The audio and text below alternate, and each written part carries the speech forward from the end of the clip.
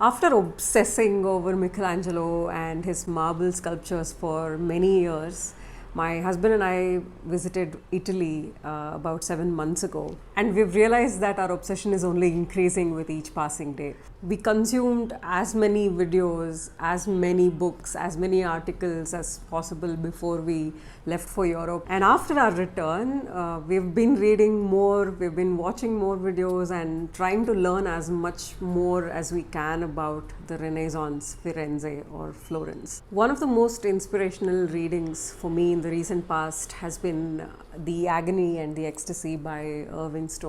As a storyteller and as a voracious consumer of any form of art, I find this book particularly interesting because fiction meets facts in a glorious way based on the many letters, nearly 500 letters that Michelangelo himself had written. The author is known to have spent more than 6 years making this book happen. He lived in Italy for a while. He even tried to learn how to sculpt statues out of marble himself, and he has pored over several records and historical documents as well. While the story revolves around Michelangelo, the biographical novel also illustrates the glorious and the bad times that Firenze or Florence and Rome, Bologna and different parts of Italy saw. I find it to be a wholesome, comprehensive read, and I thought of reading a few passages from the book which I believe will inspire you, and you might want to pick up a copy. For now, over to Irving Stone.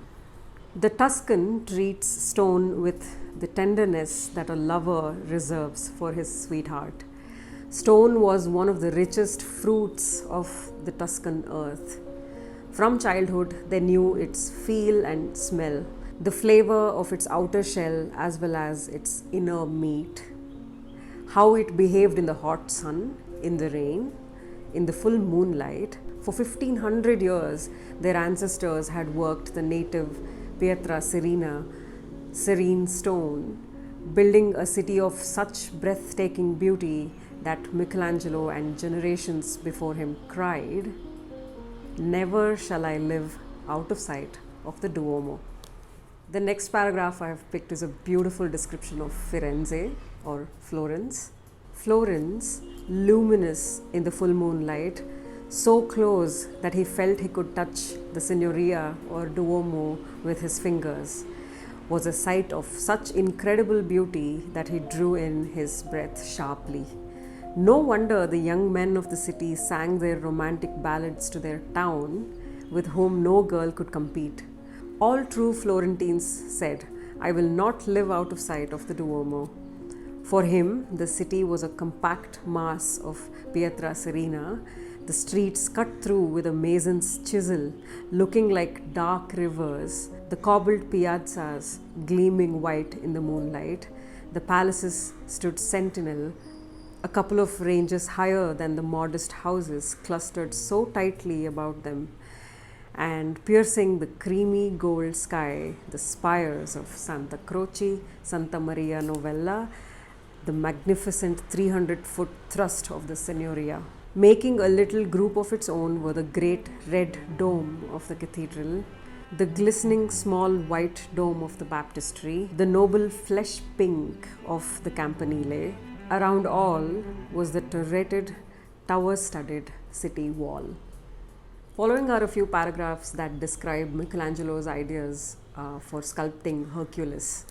He was not daunted by the fact that his would be the largest Hercules ever carved in Florence. As he marked out the proportions of the great figure, 7 feet 7 inches in height, with a 1.5 foot base and 5 inches of safety marble above the head from which he would carve downward, he recalled that Hercules had been the national hero of Greece as Lorenzo had been of Florence. Why then portray him in small exquisite bronzes? Both Hercules and Lorenzo had failed, but oh, how much they had accomplished in that trying. How richly they deserved to be carved bigger than life. Looking at the huge block gave him a sense of power. He removed the edges with heavy point and heavy hammer, thought with satisfaction that by this very act he was already adding to the stature of the block before him. He had no wish to conquer the 9-foot slab, only to persuade it to express his creative ideas. The anatomy of the marble began matching the anatomy of his clay model.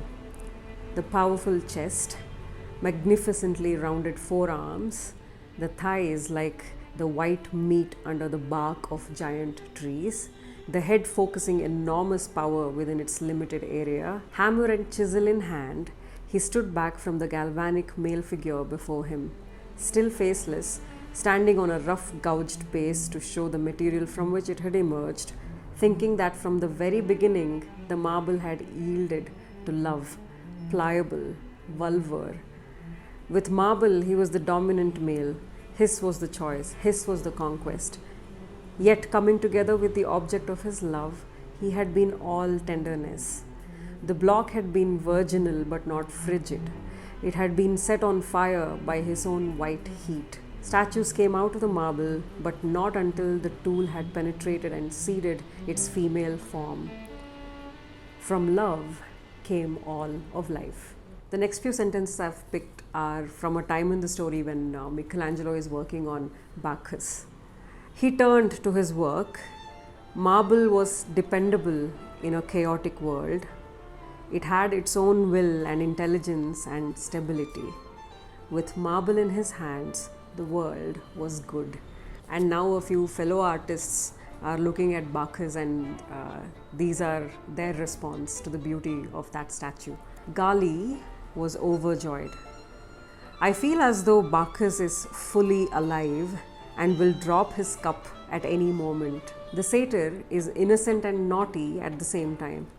You have made for me the finest sculpture in all Italy. We must place it in the garden and give it a party.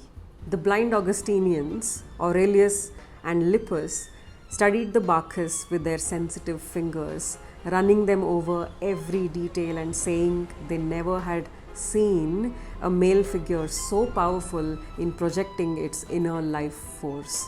Professor Pomponius Laertius was moved to tears, avowing that the statue was pure Greek in its structure and its gleaming white satiny finish. Sangallo gleefully traced the intricate structural design. You've built this Bacchus the way we build a temple or a palace.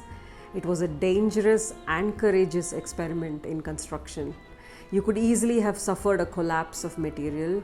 This fellow will stand erect as long as there is space for him to displace. And now a few lines about the Pieta. It was unusual to combine two life-size figures in the same sculpture. Revolutionary to put a full-grown man onto the lap of a woman. From this point of departure, he left behind all conventional concepts of the Pieta. He banished the lugubrious death throes of the earlier Pietas, bathed his two figures in tranquility. Human beauty could reveal sacredness as clearly as could pain. At the same time, it could exalt. Now I'm reading a poem written by Michelangelo. It's incredible how his name is pretty much synonymous with marble sculptures and also painting, but few of us seem to know that he wrote a lot of poetry too. So here is one such poem, which is a brilliant translation. Too much good luck, no less than misery, may kill a man condemned to mortal pain, if, lost to hope and chilled in every vein, a sudden pardon comes to set him free. Beauteous art, which brought with us from heaven, will conquer nature, so divine a power belongs to him who strives with every nerve. If I was made for art, from childhood given, a prey for burning beauty to devour, I blame the mistress I was born to serve.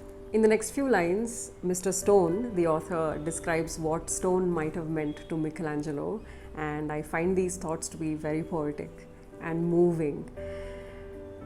To some people, stone was dead. Hard as stone, stone cold, they said. To him, to Michelangelo, as he once again ran his fingers along its contours, it was the most alive substance in the world, rhythmic, responsive, tractable, warm, resilient, colorful, vibrant. He was in love with stone. And now, as a storyteller with some creative liberty, Mr. Stone is wondering what art might have meant to Michelangelo, and this is Michelangelo's monologue, if you may. Art for me is a torment, grievous when it goes badly, ecstatic when it goes well, but always it possesses me. When I have finished with a day of work, I am a husk. Everything that was inside of me is now inside the marble or fresco. That is why I have nothing to give elsewhere. This I find to be extremely moving, to see a man, an artist, being so consumed by his own love for art.